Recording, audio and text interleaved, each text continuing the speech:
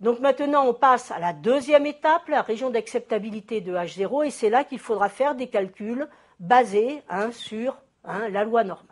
Alors là, on va voir surtout, grâce au petit graphique avec notre loi normale, comment effectivement mes zones d'acceptabilité se présentent. Alors, on a dit, on va commencer donc définition générale.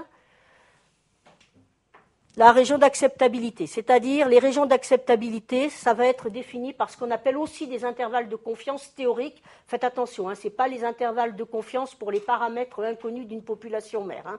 Il y a aussi le terme d'intervalle de confiance, mais quand on parle d'intervalle de confiance, ça veut dire que c'est un intervalle. Alors on peut parler d'intervalle de confiance d'un paramètre, mais aussi d'intervalle de confiance d'une variable aléatoire. Et intervalle de confiance, ça veut dire intervalle dans lequel se situe notre variable aléatoire ou notre paramètre, et ceci dans tant de pourcents de chance, avec une probabilité. Alors, on va retrouver, donc ça vous l'avez déjà vu dans les mises en place effectivement de ces fameux intervalles de confiance pour les paramètres d'une population, moyenne ou proportion. On est obligé, on ne peut pas trouver ces fourchettes de valeurs avec une probabilité de 100%. On est obligé de mettre un petit doute dans nos réponses, et ce petit doute, il est caractérisé par ce que l'on a l'habitude d'appeler le seuil de risque. Donc, c'est le petit alpha, le seuil de risque dit de première espèce.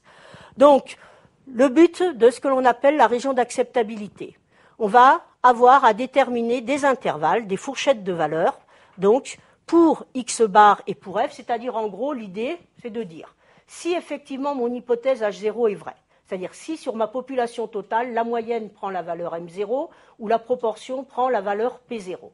À ce moment-là, si j'extrais de cette population où j'ai supposé que ma moyenne était égale à M0 ou ma proportion égale à P0, si j'extrais un échantillon quelconque de taille n, à ce moment-là, la moyenne sur cet échantillon quelconque ou la proportion F sur cet échantillon quelconque devrait se situer dans telle fourchette de valeurs. Et ceci avec, non pas dans 100% des cas, mais avec une probabilité 1 moins alpha, le 1 étant les 100% moins le alpha, le seuil de risque. D'accord ? Donc tout le but, c'est de déterminer ces fourchettes de valeurs dans laquelle devrait se situer la moyenne ou la proportion des échantillons issus des populations sur lesquels on a supposé que mes paramètres M prenaient la valeur M0 ou P prenaient la valeur P0. D'accord ? Donc, il va falloir déterminer ces fourchettes de valeurs. Alors, effectivement, ces fourchettes, elles seront différentes suivant l'hypothèse alternative émise au départ. Et donc, je vous dis, l'intervalle obtenu s'appelle la zone d'acceptabilité de l'hypothèse H0. Ça veut dire, si H0 est vrai, normalement, x bar, par exemple, devrait se situer dans cette fourchette de valeurs. Et donc, alors, si on est le cas du test bilatéral, donc la définition, et c'est là qu'il faut se souvenir, quand c'est bilatéral, l'allure de cette zone d'acceptabilité. Donc on vous dit, le test est dit bilatéral lorsque l'hypothèse émise consiste à tester l'égalité de la valeur du test avec une valeur donnée. C'est-à-dire, nous, on veut, par exemple, que M soit égal à une certaine valeur M0, et ce que l'on ne veut pas, c'est que M soit trop petit par rapport à cette valeur M0 ou trop grand par rapport à une valeur M0. Alors vous verrez, les tests bilatéraux, on les utilisera beaucoup dans le contrôle de qualité, c'est-à-dire pour, quand effectivement dans une entreprise elle fabrique des produits, il y a des machines qui vont permettre de fabriquer ces produits et il faut tester régulièrement le réglage de ces machines. Et donc, on va dire, en général, on a des normes, c'est pour ça que tout à l'heure je parlais de tests de comparaison à une norme, c'est-à-dire normalement mes machines doivent être réglées sur, par exemple, si c'est pour la dimension moyenne d'une pièce, sur telle dimension moyenne. Alors bien évidemment, une machine, elle n'est pas fiable à 100%, donc elle ne fera pas tous les produits exactement avec cette dimension exacte, donc il y aura effectivement un fameux petit écart type. D'accord ? Donc ça sera effectivement là, pourquoi dans ces tests de qualité ou du réglage de machine, ce qui nous importera, c'est que la machine ne fabrique pas des pièces avec des dimensions trop petites ou au contraire des dimensions trop grandes. Et donc dans ce cas-là, on fera le test bilatéral. Donc c'est ce que je dis ici. Le rejet de l'hypothèse H0 est décidé si la valeur du test est significativement différente, qu'elle soit inférieure Alors on parlera de zone de rejet à gauche, c'est-à-dire si les valeurs sont trop petites, ou supérieures, si les valeurs sont trop grandes, on aura une zone de rejet de droite. Et donc regardez, voilà la visualisation graphique. Donc ma visualisation graphique, regardez, j'ai fait mon hypothèse M égale M0. Ça c'est mon hypothèse nulle. J'ai extrait des échantillons quelconques. Donc tout simplement, ça représente la courbe densité de la loi d'échantillonnage de la moyenne. Vous vous souvenez, le x bar, ça suit la loi normale de moyenne m et d'écart type sigma sur racine de n. Donc ça, c'est la courbe densité de la loi d'échantillonnage de la moyenne des échantillons issus de cette population où la moyenne est supposée égale à m0. Et quand on fait un test bilatéral, qu'est-ce qu'on a dit? On veut effectivement... On a nos valeurs, le m égale m0. N'oubliez pas, c'est normal, les valeurs sur les échantillons ne seront jamais exactement égales à la valeur moyenne sur ma population mère. C'est pour ça qu'on appelle ça les lois d'échantillonnage. Ça varie autour de cette valeur de ma population mère, le paramètre. On parle de fluctuation d'échantillonnage permise. Et donc, on a la valeur du paramètre m égale m0, les fluctuations d'échantillonnage permises. Mais quand j'ai un test bilatéral, je ne veux que ma valeur moyenne ne soit ni trop petite, ni trop grande sur mes échantillons. Et donc, voilà, on enlève une partie de la courbe à gauche et une partie de la courbe à droite. Donc, on a dit, la partie que l'on enlève doit correspondre effectivement à des valeurs que notre variable x bar, si je prends le cas de la moyenne, notre variable x bar a très peu de chances de prendre. Et donc, ça correspond à ce qu'on appelle effectivement les queues de la courbe de Gauss. Alors, on a dit, nous, on veut, la fourchette de valeur, la voilà. Ici, l'air qui est assuré ici, qui est grisé, représente effectivement les 100% moins le fameux seuil de risque, moins le alpha. Et donc, le alpha, ça correspond à ces deux petites aires-là. Donc, on fait symétrique, on enlève la moitié de ce côté-là, d'où alpha sur 2, la moitié de ce côté-là. Donc, ce qu'il y a au milieu, et donc ça va me donner un intervalle de confiance pour H0, qui est la valeur M0 plus ou moins le même écart petit a. Donc, il va falloir déterminer cette valeur de A pour bien déterminer ce qu'on appelle la région d'acceptabilité.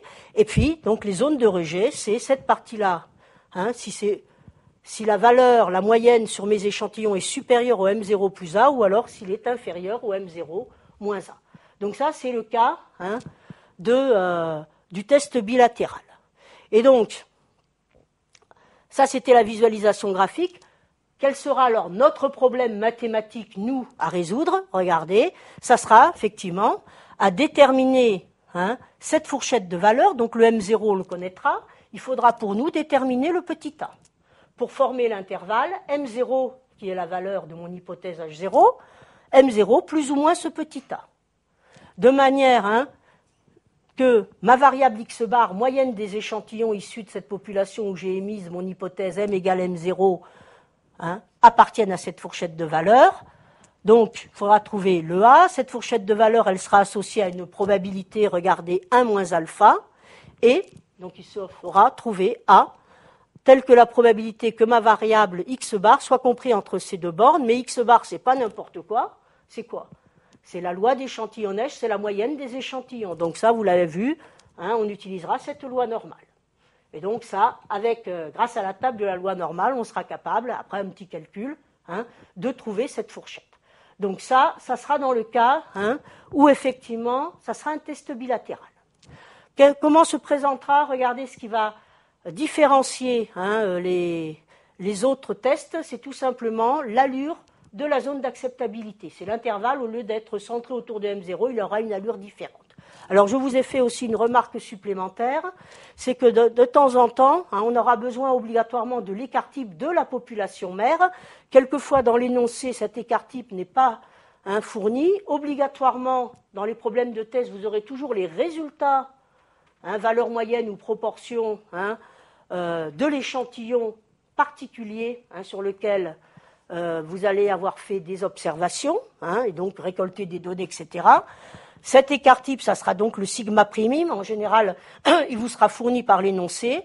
Et si effectivement vous ne connaissez pas l'écart type de la population mère, on utilisera donc la notation, donc ça vous l'avez déjà vu aussi, dans les autres cours liés à l'échantillonnage, parce que l'on appelle son estimation de meilleure qualité, qui est la valeur SI, qui est calculée à partir de sigma primi étant la notation de l'écart-type sur l'échantillon. Et on calculera donc l'écart-type de l'échantillon particulier, et il faudra le multiplier par la racine carrée de n sur n-1, où n est la taille de l'échantillon. Donc ça, c'est dans le cas où, effectivement, dans l'énoncé, on ne vous donnerait pas l'écart-type, si c'est un problème de moyenne, et non pas un problème de proportion, mais si on ne vous donne pas l'écart-type sur la population R. Donc ça, c'était le cas du test bilatéral. Alors, si on prend l'unilatéral supérieur, regardez. La définition, toujours pareil, le test est dit unilatéral à gauche ou supérieur lorsque quoi ? Eh bien, l'hypothèse émise évalue si une valeur est supérieure ou égale à la valeur du test. Alors, ce qu'on appelle la valeur du test, c'est l'hypothèse nulle. Et donc, l'hypothèse, quand on vous dit l'hypothèse émise évalue si une valeur est supérieure ou égale à la valeur du test, c'est-à-dire pour former notre hypothèse alternative. Donc, à ce moment-là, le rejet de l'hypothèse H0 est décidé si la valeur du test, on avait vu, est significativement supérieure. Et donc, la zone de rejet, si c'est supérieur, il va être à droite. Et donc, regardez comment ça va se présenter en termes de visualisation graphique. Donc, on a toujours pareil. On a dit l'hypothèse H0, je fais que le cas de la moyenne. Pour la proportion, c'est exactement la même logique. Je suppose, si mon hypothèse H0, j'ai émis l'hypothèse que M prenait la valeur M0. Donc, j'extrais un échantillon toujours pareil, quelconque de taille n de cette population. J'ai donc la moyenne X bar sur les échantillons qui suivent la loi d'échantillonnage, la loi normale vue tout à l'heure. Et à ce moment-là, regardez, si mon hypothèse H1 alternative est supérieure, M supérieur à M0, regardez. Si M est égal à M0, c'est ça. J'ai mes fluctuations d'échantillonnage. C'est vrai que M supérieur à M0, c'est tout ça. Mais comme je sais que c'est normal, les valeurs obtenues sur mes échantillons, c'est jamais exactement égal à la valeur sur la population totale, et bien tout simplement, j'ai mes fluctuations d'échantillonnage permises ici, et regardez, ma zone de rejet, ça va être ici. Donc vous voyez bien, c'est supérieur à la valeur M0. Et donc à ce moment-là, regardez, l'intervalle d'acceptabilité va j'ai rien enlevé du côté gauche, donc ça va, mon intervalle, il va être de la forme de moins l'infini jusqu'à quoi ? M0, regardez, plus ce qu'on appelle cette fameuse fluctuation d'échantillonnage permise, qui est représentée par cet écart, cette longueur que j'ai notée, petit a. Et donc, mon intervalle, il va de la forme moins l'infini jusqu'à M0 plus ce petit a. Et toujours pareil, la partie de rejet ici, qui est représentée par cet R à droite, est associée à une probabilité, ce fameux seuil de risque alpha. Et donc, n'oubliez pas, sous la courbe, ça fait 100% de probabilité. Donc, si là j'ai alpha, effectivement, cette partie-là correspond à une probabilité de 1 moins alpha. Et donc, regardez, ça c'est l'illustration qui se traduit donc mathématiquement de cette manière suivante. Qu'est-ce qu'il faudra faire, nous, quand on déterminera la zone d'acceptabilité dans le cas d'un test unilatéral supérieur?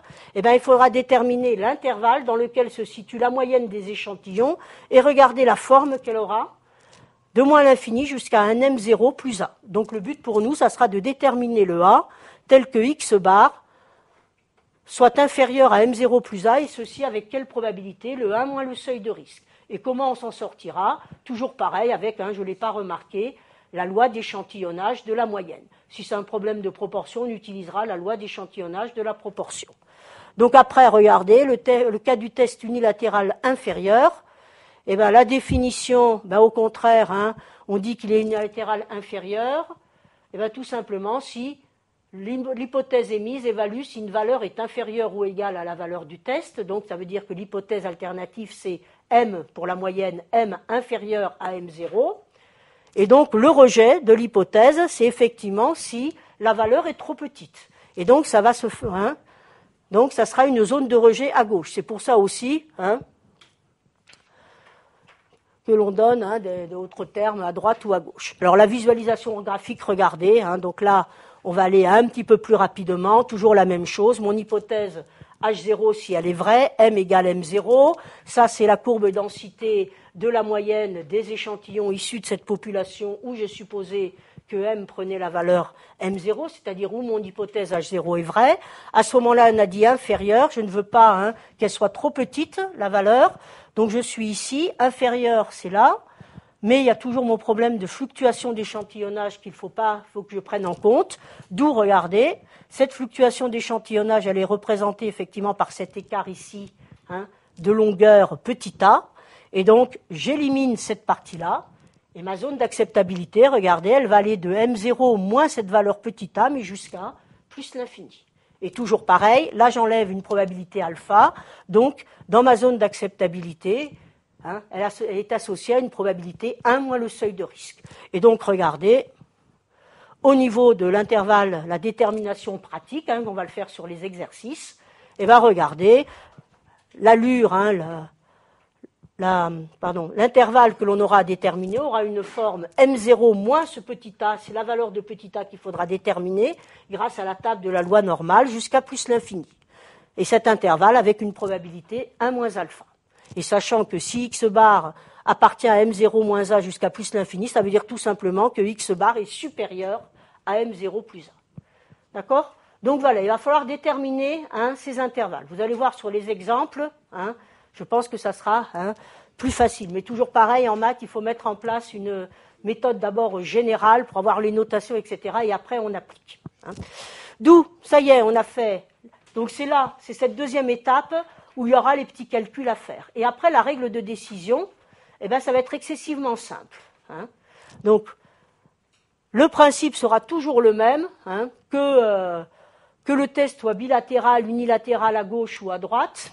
C'est tout simplement, on va comparer la valeur obtenue sur l'échantillon particulier, donc la moyenne de cet échantillon particulier, ou la proportion de cet échantillon particulier, suivant si c'est un test de moyenne ou de proportion, et on compare la valeur obtenue sur l'échantillon avec l'intervalle, c'est-à-dire la fameuse zone d'acceptabilité que j'ai définie dans l'étape précédente. Et alors, à ce moment-là, regardez, formalisation mathématique, il n'y a que deux cas de figure. Ou bien la valeur obtenue sur mon échantillon appartient à l'intervalle d'acceptabilité, c'est ce que j'ai appelé le premier cas. À ce moment-là, qu'est-ce que ça veut dire ? Que l'échantillon que j'ai observé se comporte de la même manière que l'ensemble des échantillons issus de cette population, en ayant émis comme hypothèse au départ que la moyenne prenait la valeur M0 ou que la proportion prenait la valeur P0. Donc, si ce que j'ai observé sur mon échantillon particulier fait partie de cette fourchette que j'ai définie, et du reste, vous allez comprendre pourquoi on appelle ça la zone d'acceptabilité de l'hypothèse, on va accepter cette hypothèse H0 en mettant quand même un petit doute dans ma conclusion finale. Je ne dirais pas que j'en suis certain, je dirais on accepte l'hypothèse, mais au seuil de risque alpha. C'est-à-dire que les conclusions ne seront jamais données avec 100% de certitude, mais ça va être donné avec 100% moins ce fameux petit doute, ce fameux risque d'erreur de se tromper. Et donc le deuxième cas de figure, c'est l'autre cas, c'est au contraire, ce que l'on a observé sur l'échantillon ne fait pas partie de l'intervalle qui définit ma zone d'acceptabilité de mon hypothèse H0. Alors faites attention, quand je parle de zone d'acceptabilité, c'est toujours la zone d'acceptabilité, non pas de l'hypothèse alternative, mais c'est la zone d'acceptabilité de l'hypothèse nulle. Et donc à ce moment-là, si ce qu'on a observé sur l'échantillon ne fait pas partie de cette zone d'acceptabilité, on rejette l'hypothèse H0 au seuil alpha, mais si on rejette H0, ça veut dire qu'on accepte H1.